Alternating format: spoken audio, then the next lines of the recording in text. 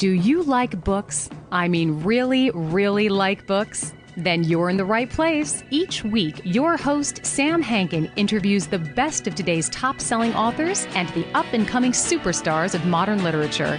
This is The Avid Reader. Here is your host, Sam Hankin. Hey, everyone. Thanks for joining us today, as always. The Avid Reader, here we are, hosted by Wellington Square Bookshop for 10 years now. Last time we spoke with Andy Weir, who's our guest today, was when Artemis came out, which was like 2017. And of course, I bought The Martian back in 2011 off of Kindle for 99 cents. Quite a bargain back then. Early adopter. And then, well, yeah, and it was because of the hard science, which we were just talking about. And then when Crown came out with it in 2014, it was on the front shelf of front table of our bookstore. And, you know, I always say this, but the book by its cover thing, you look at any of your covers and it's obvious you're going to be dealing with outer space. So I remember interviewing Andy back when Artemis came out. Again, that was 2017.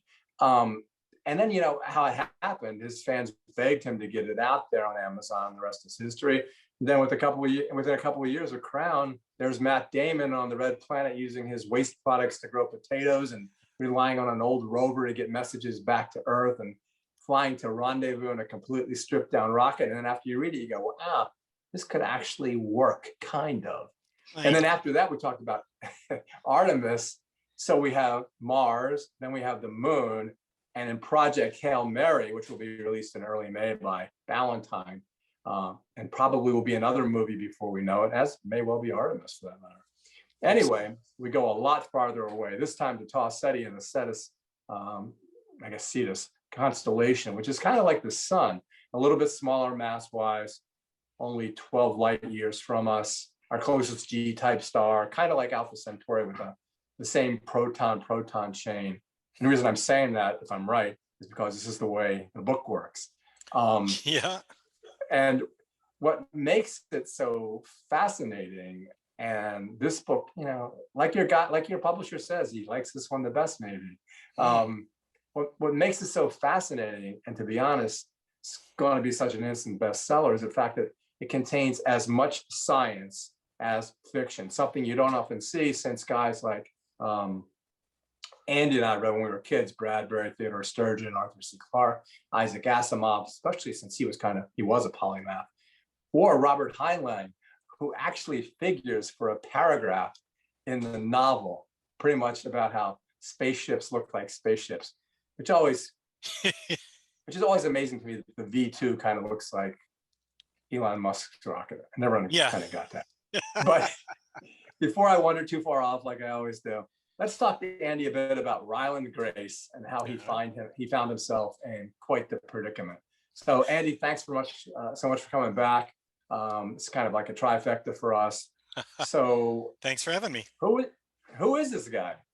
Well, Ryland Grace, it starts off the book by waking up in a hospital bed with tubes going in and out of him in various spots. He's clearly been in a coma for some amount of time. There are two dead people in similar beds in the room he's in. He has no idea where he is, why he's there, nor does he have any memory of the past. He has complete amnesia.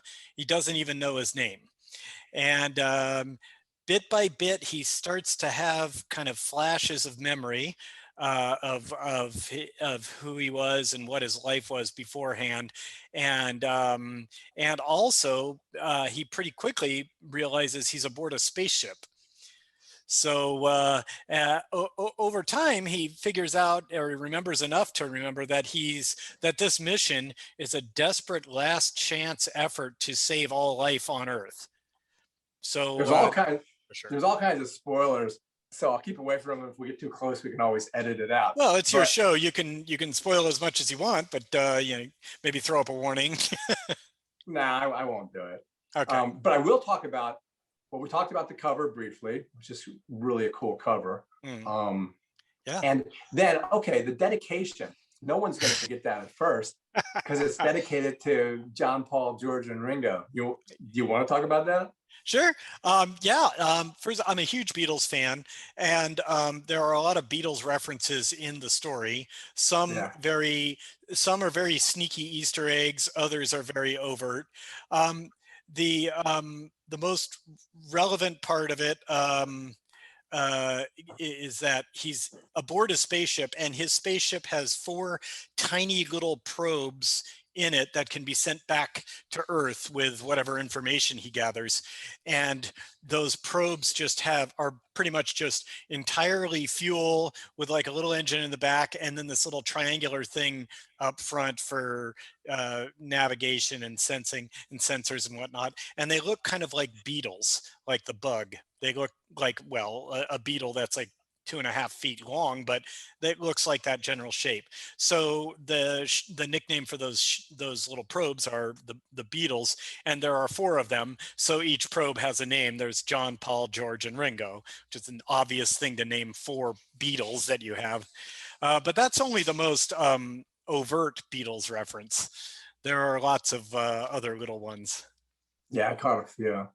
It's funny how the bot who wakes him up, asks him what's 2 plus 2 and just refuses to allow him any slack until he gives the answers. And I thought that was great. But then when he figures out the cube root of 8, and I don't mean to sound this in a condescending way, but even when you get to that point, there's probably 50 or 60% of the United States population that doesn't know what the cube root of 8 is. So my question to you is, the normal one, or maybe I'm wrong. But the point is, when you get to really hard stuff, like figuring out whether a centrifuge could work, or using a pendulum, or figuring out why he might not be coming towards or leaving the sun by observing things like that, are you kind of like expecting the reader to understand, are you challenging the reader? Are you expecting the reader, like me, to go down the rabbit hole of Google and find out the answers to these questions? Because that's what I do, and it's great. Great. I'm glad you enjoy it. I put as much scientific accuracy as humanly possible in my books, and I generally am not willing to sacrifice scientific accuracy for plot convenience. So basically, there's a lot of different kinds of readers in my books. There are the hardcore science nerds who like to even go so far as to double check. And so like you, who'll go down a Google rabbit hole. And if that's what you enjoy, then great.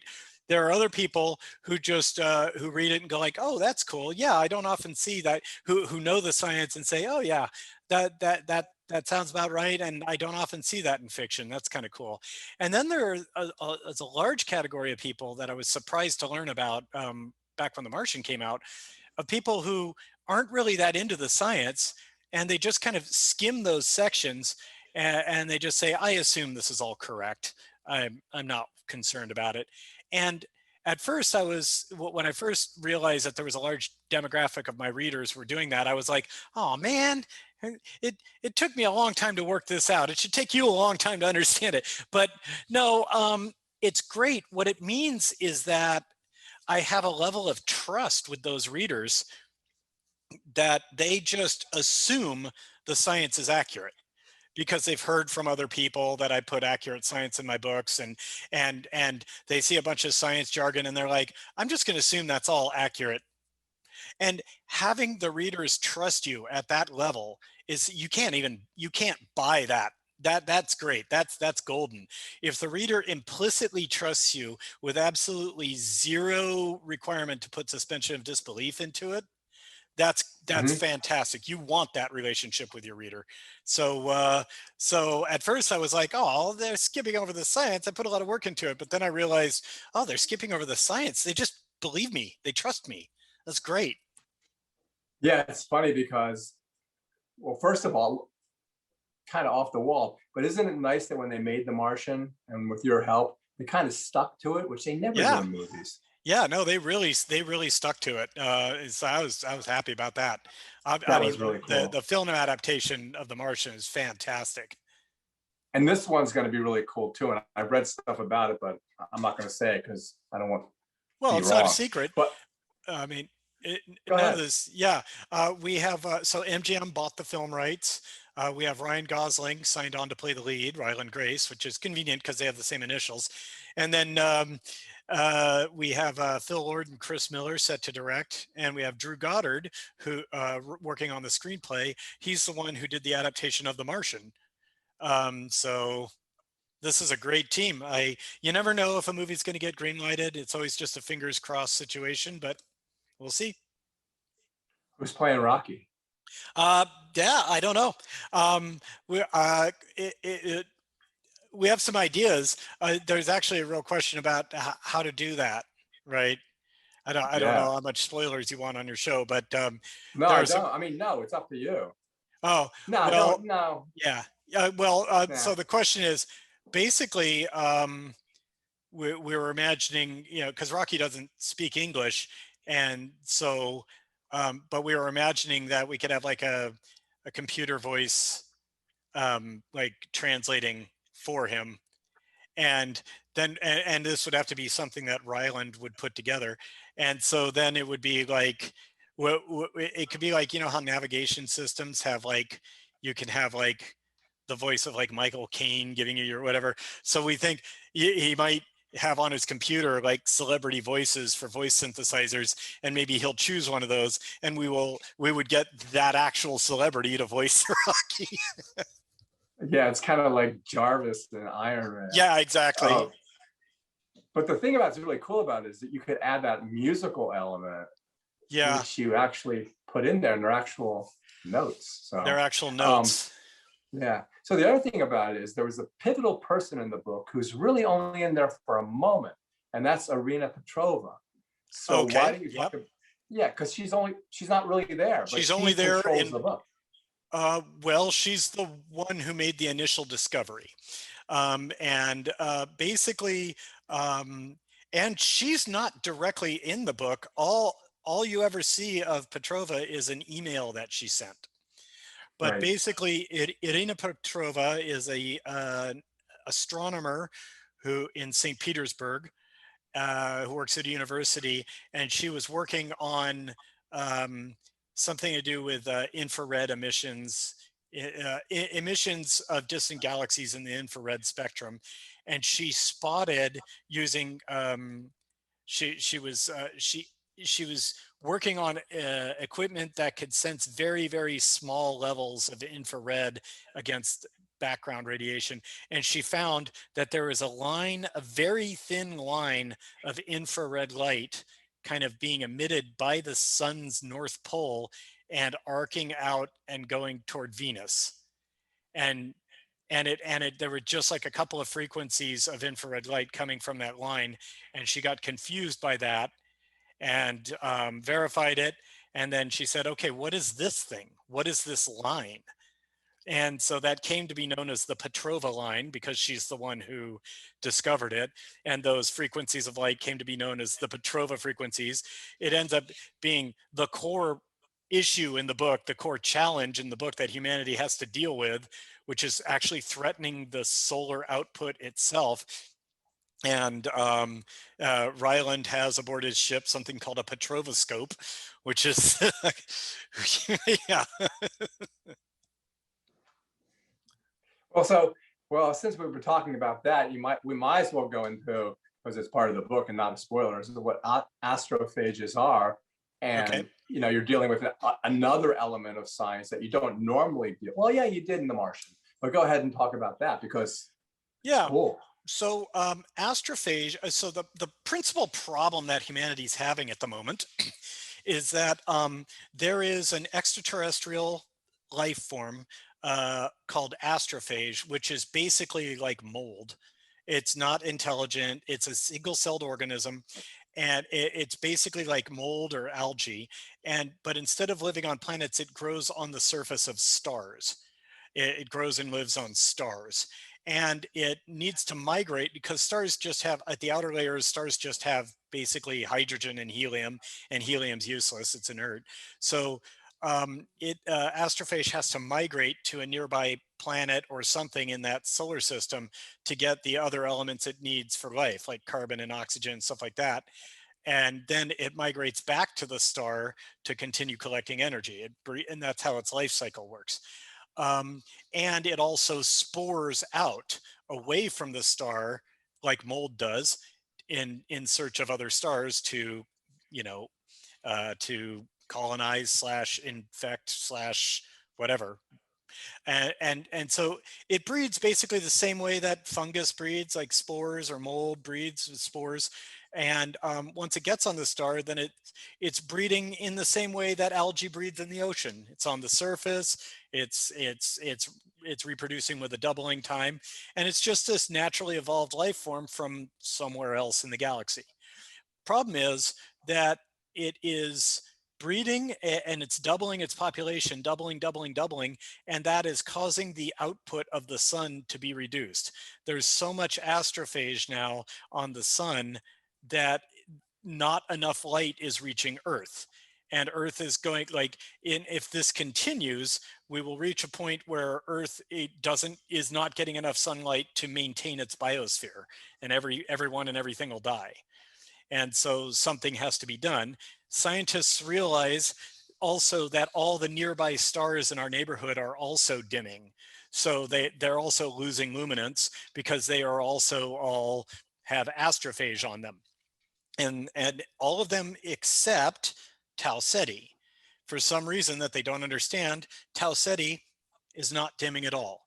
Tau Ceti seems to be completely immune to astrophage, and they want to understand why. And so as this last-ditch desperate effort, they send an interstellar craft using astrophage as fuel, because astrophage stores energy at an incredible ability to store energy. And it itself is like a little spaceship. It migrates from a star to a planet and back. They send an astrophage powered ship to Tau Ceti to try to find out why Tau Ceti is not affected by astrophage. And maybe it's something they can do to save our sun. And the thing is that in order to save everybody from astrophage, they actually have to use it as the fuel that's able to power the ship to go almost as fast as light speed to make the journey in time to save humanity. Right. Making an interstellar ship, they basically make an interstellar ship with today's technology. It takes place modern day. And the only thing they have that we don't have here in the real world is astrophage. But astrophage is a very simple monocellular life form that can store enough energy for it to propel itself interstellar distances. So they just get a whole bunch of that and use that to propel a ship interstellar distances. It's so funny because there were two things that remind me of what's going on now with Bitcoin using as much electricity as Argentina. They change it to a different country every day. But I felt really bad for the scientist who had to go against his entire ethos. The French climatologist. He had to go. He had to increase global warming. I felt really bad for him. He was crying. Yeah, there's a scientist in there. He's French. I have forgotten the name I gave him. He's also like Petrova. He's only in like one scene or two scenes maybe. And he is tasked with finding a way to prolong Earth's biosphere. And so he's a climatologist. He spent his entire life working on, global warming and climate change models. He's of course an environmentalist. He's very, keenly aware of global climate change and has spent his whole life working to try to combat it. And now he's been tasked with finding a way to prolong, how long Earth can survive with a reduced solar output. And he says, well, the best way to do that would be to increase the greenhouse effect so that Earth retains more of the energy that's hitting it. And so he's in charge of this monumental operation to dramatically increase greenhouse gases. And it just goes against everything he's ever done his whole life. And he's in tears because of it, but it has to be done. The other thing that really just would not be done and destroys the ecology of Earth is when you find the embezzler / negligent homicide or murderer who decides to cover negligence, not deliberate murder. Well, I like them, especially when he does that fist bump at the end. He's like, yes. Yes, yeah. But He's yeah, that would be the New Zealander Bob Riddell is that character's name, and he invented well, he had spent most of his career working on solar what do you call it? Solar energy stations that actually, these exist in real life, that just reflect sunlight up to a tower that has some medium in it that'll boil and run a turbine. And so it's that sort of solar power. And he'd been tasked, or what he had wanted to um, kind of get those towers built in North Africa, like in the Sahara, where there's like tons of sunlight. But he ran into, they always ran into a lot of problems with local governments and stuff like that. And also, he was from New Zealand. This was a thing that was funded by the New Zealand government, and he had a severe gambling addiction, and so he was embezzling money from that, and he was off in Monaco gambling most of the time when he should have been running the place. And then there was an accident at the facility that he was running, and people died, and so he was put in jail for negligent homicide. But he then also figures out a way to basically modify the technology he'd come up with for these solar plants to rapidly breed astrophage and to mass produce these things at a monumental scale. Basically, the world's really working together on this one. And so he makes this very simple astrophage breeding farm kind of thing that can be made out of very common elements and just needs to be put out in the sun. The problem is, yes, you need to basically pave the Sahara Desert with these things to make enough astrophage for the trip. And so pretty much the entire, and the way they do that is by having most of the entire nation of China, most of their industrial output is manufacturing these things.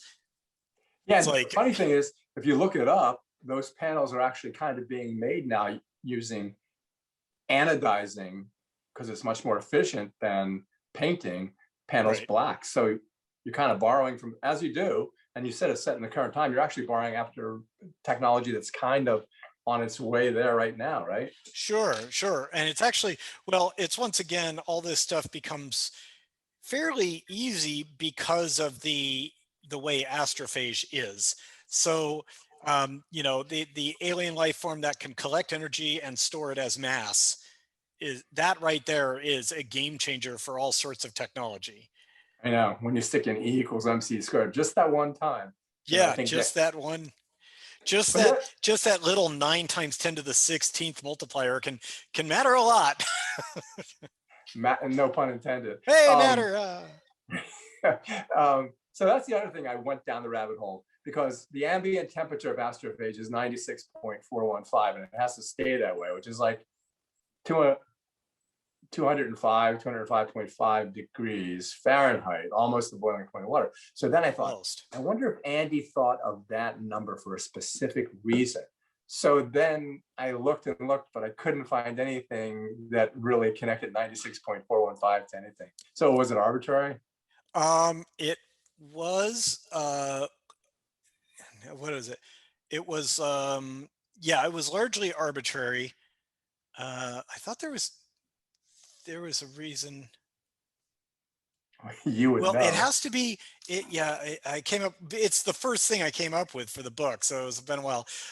It had to be below the boiling point of water, because at its core, astrophage is a life form that does actually require liquid water inside. And it also, yeah, no, I guess not. I guess I must have come up with it arbitrarily. That's another paradox in the book too, is Ryland publishes this paper that life does not require water, and then he's denigrated and goes to teach these middle school kids, which he's great at, but he opts out of any more science because he's a pariah like. But then he's drawn back in by Dr. Stratt. Well, she's not a doctor. Oh, she's yeah, an right. administrator. She's a but bitch. She's awesome. She's I love her. Yeah, she is her core defining characteristic is no bullshit ever. Like, just brutally honest, and also not interested in anything that slows down the project. She's in charge of making this ship and making it happen and making this project happen. And she's very acutely aware that literally all of humanity rests on getting this done. And so there's nothing more important than this. And she's willing to sacrifice anything. It's actually the opposite of in a movie where the guy's holding the gun to the girl's head, and he says, if you don't drop the gun, I'm going to kill her. Yeah. She doesn't care. She wouldn't care. She'd be like, no, okay, kill her. I got a world to take care of here. She wouldn't think twice on that.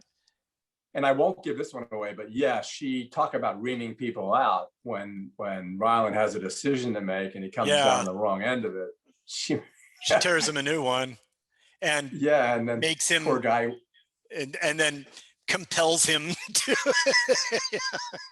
She is not interested in people's feelings. She's not even interested in any individual group's well-being. She's just like, this is it. Her philosophy is simple. If I fail at what I'm doing, humanity will end. So whatever it takes. Yeah, she's what is needed, but she isn't someone you really would want to. You wouldn't really want to hang out with her. Yeah, I was going to say hang out at a bar with her, but there was one moment where she kind of lets down her. Yeah. One moment. Yeah. Yeah. Well, so she's a little softer for, like, when she comes to explain something to Ryland at one point. That one time. Yeah. Since you're talking, you have an international cast, which is really nice. So let's talk about, without getting into the details, because they have really good personalities, Ryland's crewmates on this mission. Because they have different personalities, completely different personalities. Well, the whole book is, I really wanted to convey that this was a global effort. It's pretty common in movies and TV shows for, the world to be in peril and America to save it. But like, this is a problem that manifests itself, and then it takes them something like between 5 and 10 years to build the ship to deal with it. So it's not like the other countries would just be sitting around doing nothing. Everybody's working on it. Everybody's researching it. So it's like, oh, we just heard from these Russian scientists. They found out this about it. Oh, great. Okay. Oh, and the Argentinians found out this and that and the other thing. The crew of the ship was Captain Yao, or Commander Yao, who's from China, a Chinese astronaut, Ilyukina, who was a Russian Federation astronaut, and Grace, but the other two didn't survive the trip. They had to be put in comas for the trip because it would take them, this is where relativity comes into it. From Earth's point of view, it'll take them about 13 years to reach Tau Ceti. From the ship's point of view, for people aboard the ship, it'll be about 4 years because they're traveling near the speed of light. So time dilation happens. But still, 4 years in a confined area, they basically had to be put into medically induced comas. And 2 of them did not survive that process. Only Ryland did. I like the way Yao's just straightforward, not dour. Oh, personality-wise, Yao is all business. Yao is just, he's extremely professional, acutely aware of the importance of the mission, and just he's kind of humorless, I guess. He's very, very serious. And then he has a really good moral code too. Oh, because there's that one point. Yeah. There's that one point where he's there's one point where he says this is a suicide mission, and he says, I'm not going to take anybody. He is going to die, and he knows it, and so is Ilyukina, and she knows it, and he says, like, I will not have anybody on this mission, against their will or anything like that. This has to be a volunteer suicide mission. I won't accept anything else. And then Ilyukina is I don't know how to describe her. She's very casual and funny and kind of a smart ass. And like among other things, they each get to choose, because it's a suicide mission, each crew member gets to decide, like, how do you want to die? Like, once your mission's over, how do you want to die? And Yao just says like, oh, I want a gun. I'll just shoot myself in the head. That's quick and no problem. Ilyukina says, I want a bunch of heroin. And they're like, what? She's like, yeah, heroin addicts seem to have a really good time for a while. I want to experience that. I've spent my whole life being a good girl, never doing any fun stuff like that. So I want heroin, and I'm gonna like take heroin until it's not fun anymore, or until I built up too much of a tolerance, and then I'll just deliberately die of an overdose, or Yao can shoot me, whatever. I don't care. And the other good thing about her is that she leaves vodka, which really helps out from time vodka. to time. Yeah, she also, like, her personal stuff, she has vodka, which yeah, so she has vodka. She's Russian. And it's funny too, talking about drinking, but well, also eating and sleeping. You create taboos that don't exist here, but and I've read other science fiction books. Yeah, talk about that a little. Well, if you want to go to there. There is yeah, they there I don't there I will talk about it if you want. There's no way to talk about it without spoilers, so it's up to you. Right, that's true. Well, he meets someone. Yeah, I mean, he meets someone out there. He meets an alien. Okay, it's an alien. It's an intelligent alien, and the intelligent alien has, you know, that's actually the bulk of the book is a story of friendship, is what it really is about. And this alien, which he nicknames Rocky, has his own moral codes and ethics and stuff. And one thing is, in its culture, you eat in private. It's like eating to them is kind of like pooping is to us. It's like you do it by yourself in a room where no one can see you. It's a necessary biological function, but it's not like a social event. It's like something you do entirely on your own, and it's kind of late to discuss. Gross. It's gross. Remember that short story? Maybe it was a novella called Enemy Mine. Remember? Yeah, I remember the movie. Yeah, where they. Oh yeah, I forgot who was in it. Where they were. Dennis Quaid. Yeah, they were enemies, but in that. But and then they had to work together. Yeah. Yeah, it's kind of reminded me a little bit of that. Interesting. Yeah. Although in this case, these two start off cooperative right away. Yeah, they were. Basically, Rocky is an alien from the 40 Eridani system, which is another star in our local neighborhood, and it is having the same problem. Their star is dimming, and the life on their planet is threatened. And they also come to the same conclusion. They notice that Tau Ceti is not dimming, but all the other stars are. So they did the same thing. They sent a ship. How did you come up with? I mean, I see some of the names, and I can get where they came from. But how'd you come up with the name Adrian or Adrian? Adrian. Ryland had nicknamed Rocky because Rocky is basically a 5-legged spider about the size of a Labrador with kind of rocky protrusions on his exoskeleton, and so that he looks like he's made of rocks. So he's Rocky. That's his nickname. And the two of them together discover a planet that's very important to the story, and they actually it's Rocky who discovered the planet first, and Ryland said, well, you got to name it. And Rocky says, I don't know what to name it, because he thinks it's dumb to name everything. He thinks it's dumb that Ryland's ship has a name. It's like, I don't care, it's the planet, we're not going to get confused. And he's like, no, you discovered it, so you got to name it. And he's like, okay. And he has Rocky's race are hermaphrodites, but they're also kind of monogamous. And so he has a mate back home whose name is like, you know, it's because they speak in sort of whale song. And he said, well, I'll name it this. And Ryland says like, well, I need something I can call it. He's like, what is that? And Rocky says, well, that's the name of my mate back home. And he's like, well, then we'll call it Planet Adrian, because in the movie Rocky, his wife is named Adrian. Right. That was good. I wanted you to say that. I like the way Rocky goes, would you name your Did you name your chair? Yeah. He asks, at one point, Ryland says, "What's the name of your ship?" And Rocky's like, "What do you mean?"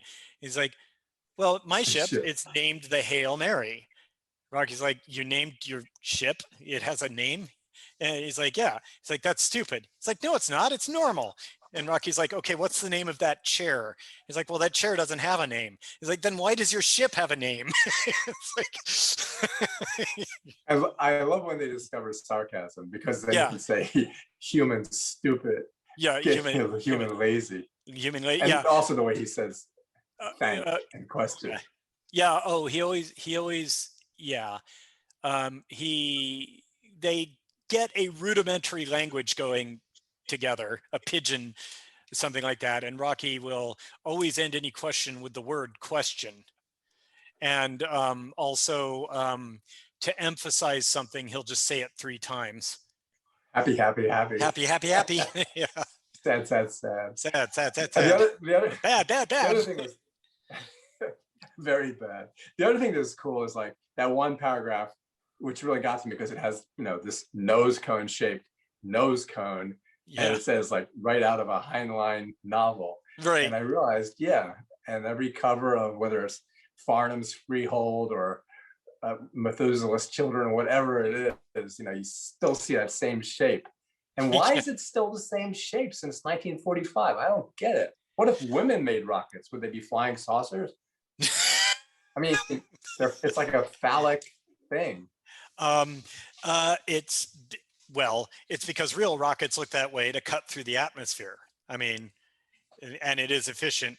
And the Hail Mary looks that way because it goes so fast on its transition interstellarly. It's going nearly the speed of light, that the small amount of rogue atoms out in the interstellar medium, there's like 1 hydrogen atom per cubic meter or something like that, would actually provide a little bit of wind resistance at the velocity you're going. And so it is made to be somewhat streamlined. Even it's so good that Rocky's a mechanic, because I like when, first of all, it's funny that you talk about hex bolts, because everyone knows what a hex bolt is. And it's just so funny to imagine that he has to take a wrench, undo hex bolts, loses one, and then Rocky goes, "I make new one." I make new one. It's good. Yeah, that was really. Oh, and the other thing is, you were saying about either hydrogen being useless because it's inert, or argon, but then you have xenon, which is another noble gas, right? And all kinds. I mean, it's so important. But how come it's so useful? How'd you come up with that? I just wanted. So Rocky's race, whatever, his people have invented a material that is like incredibly strong. It has a tensile strength far beyond anything humans have ever invented. It's like way stronger than carbon fiber, way stronger than Kevlar, way stronger than anything. And so naturally, Ryland was curious what it's made of. And so he scanned it with spectroscopy, which will tell you the atoms that are there. And it turns out that one of the primary ingredients is xenon. And that makes no sense, because xenon is a noble gas and doesn't react with anything. So how can there be xenon in these molecules that make up this material? And he never gets an answer to that. But in my mind, what I was imagining was, this is a material whose strength comes from how stable xenon atoms are. Like one way or another, somehow it's taking advantage of how much xenon atoms want to stay the way they are to derive its strength. But I never bothered to explain it. So he calls it Xenonite, and that's the name that it sticks with it. Yeah, he gets to name a lot of things. Yep. The other thing is, as you did in The Martian, not so much in Artemis, but in The Martian, there's failures, things that seem like they're going to work really, really great. Mm-hmm. Then there's failures. And what's so cool about that is that's actually what happens all the time. Yep. And that's real movies, science. Like in MacGyver, nothing fails. His Swiss Army knife does what it does. Right. But in this case, enclosures and other things and contamination actually happen. So just like Matt Damon, he has all these potatoes and then all of a sudden he doesn't have them anymore. Well, also one major difference is I really didn't want to repeat beats from The Martian. I really didn't want it to be too similar. So Ryland's equipment all works correctly. He's got plenty of food. He doesn't have to do this. He's not out there to save himself. He's out there to save humanity. So the things that go wrong are things related to coming up with those solutions, you know, or ideas. The other thing is that, and I didn't spoil this, your publisher did, because he says it on the front page of my proof, is that the end is very moving. And it really is. And you know what? I didn't think that was going to be his choice. So I love endings that, you know, the reader's expecting something. I expected something very, very specific. I did not get that. I'm getting a lot of interesting feedback from the ending. A lot of people are like, I love the ending. Other people are like, oh, I wanted a different ending. So I think some people wanted the predictable ending, but other people really liked the ending that it got. But for what it's worth, I had that ending in mind very early on.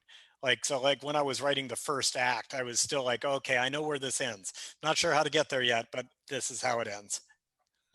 And the funny thing is, it kind of was presaged by the fact of the opening scene where he's in a classroom teaching middle school. Yeah. Mm-hmm. Yep. And I like the way that, what was the girl who was kind of a nasty girl in the classroom and said, how do you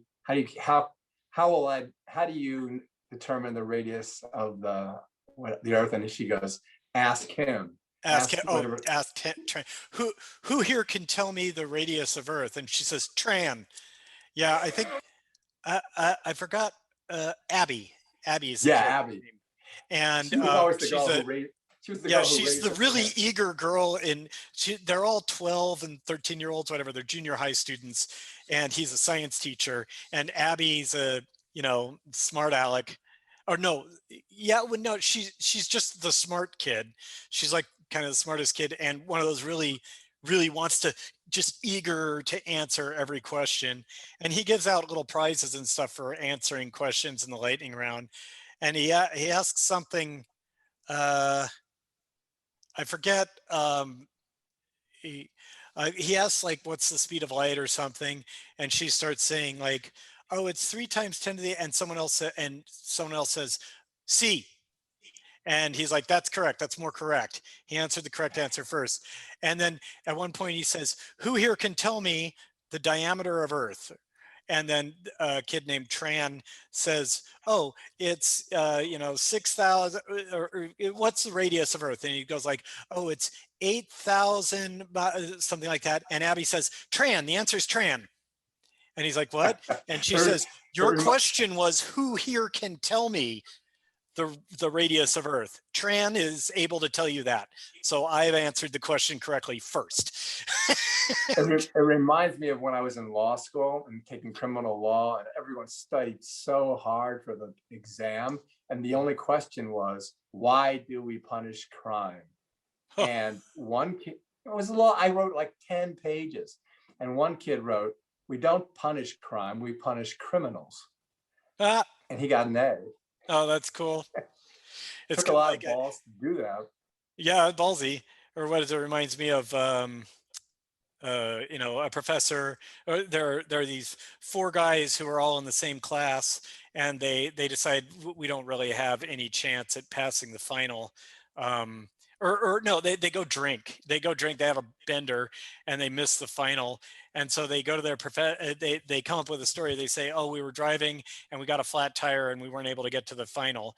And the professor says, okay, all right, well, I'll have to write a new final for you guys because because the other students will have told you the questions that are on that final. So I'll give you guys a new final and come back tomorrow, and you'll all have to take it at the same time because obviously I can't let you guys tell each other the questions.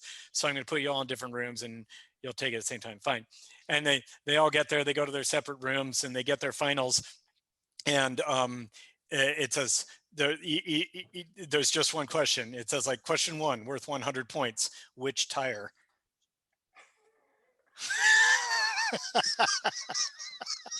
Oh, that's great.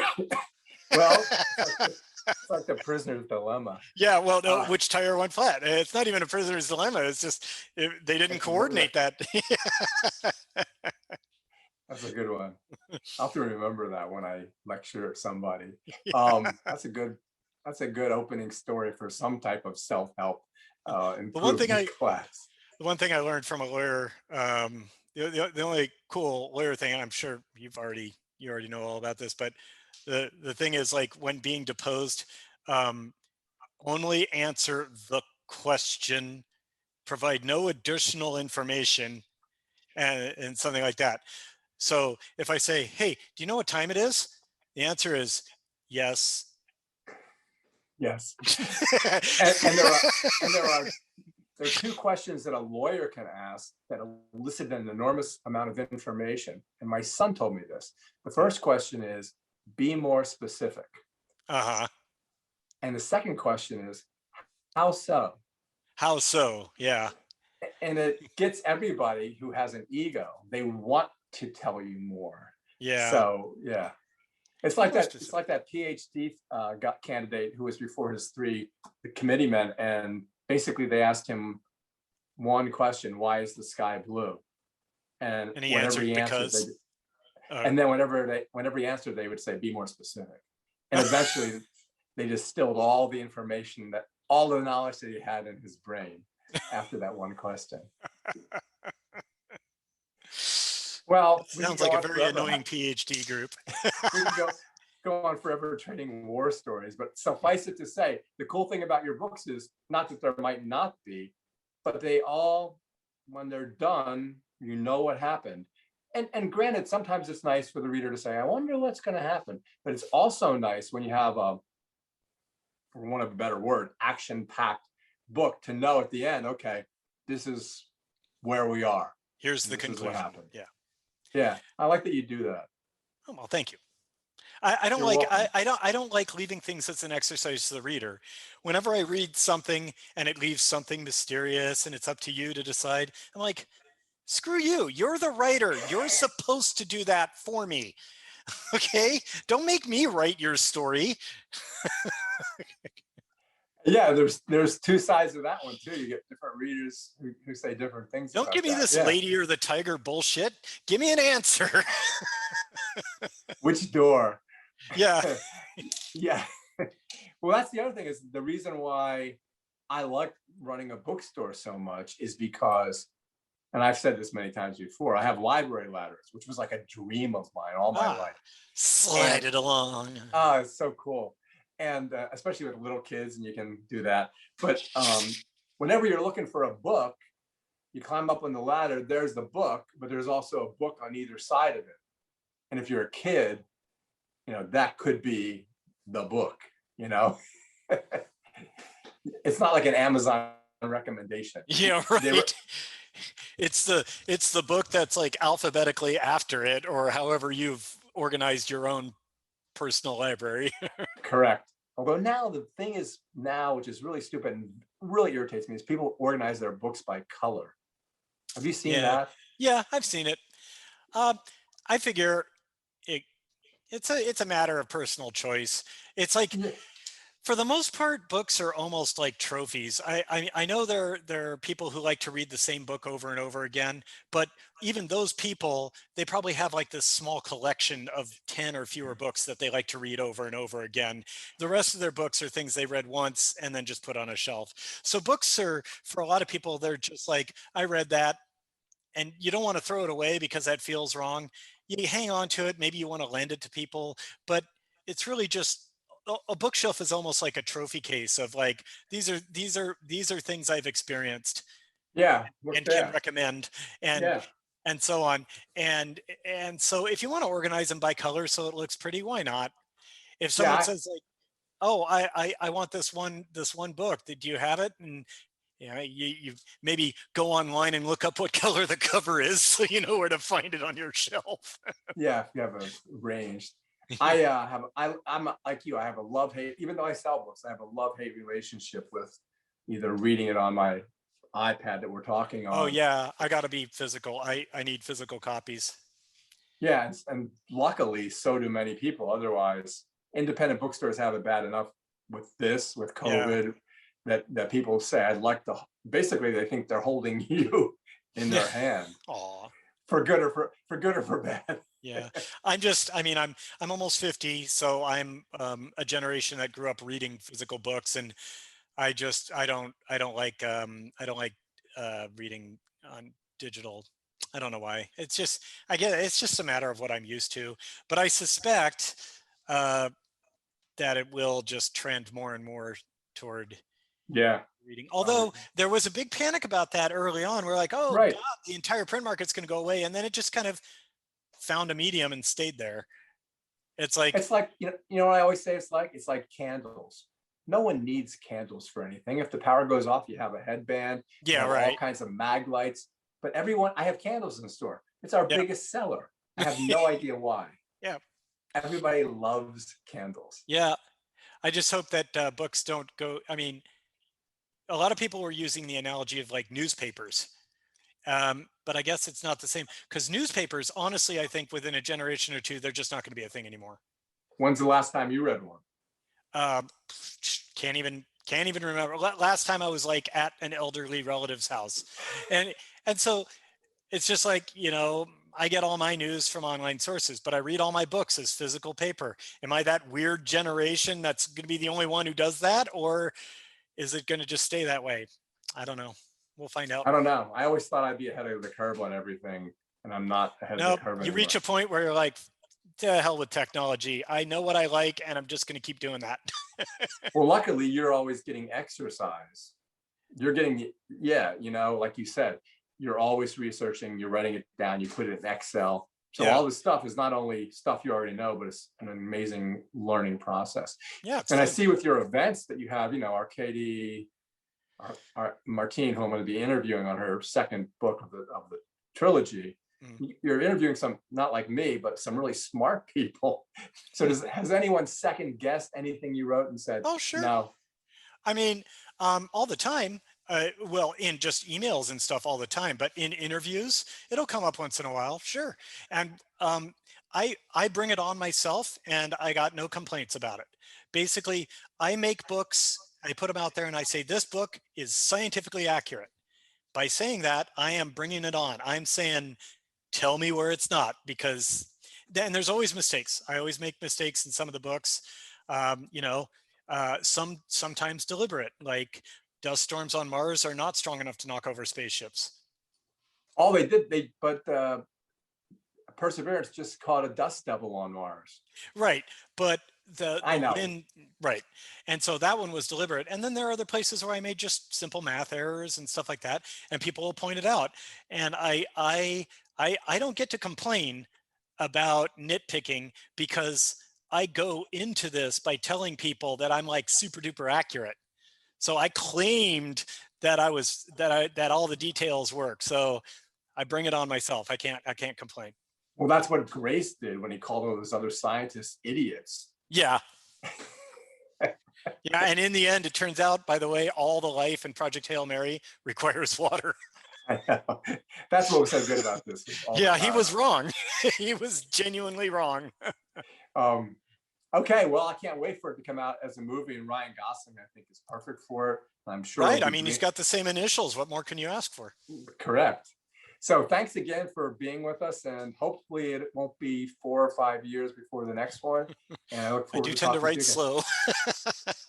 Well, write faster. Yeah, I'll try. All right, man. Thanks for having me. You're welcome. Bye-bye.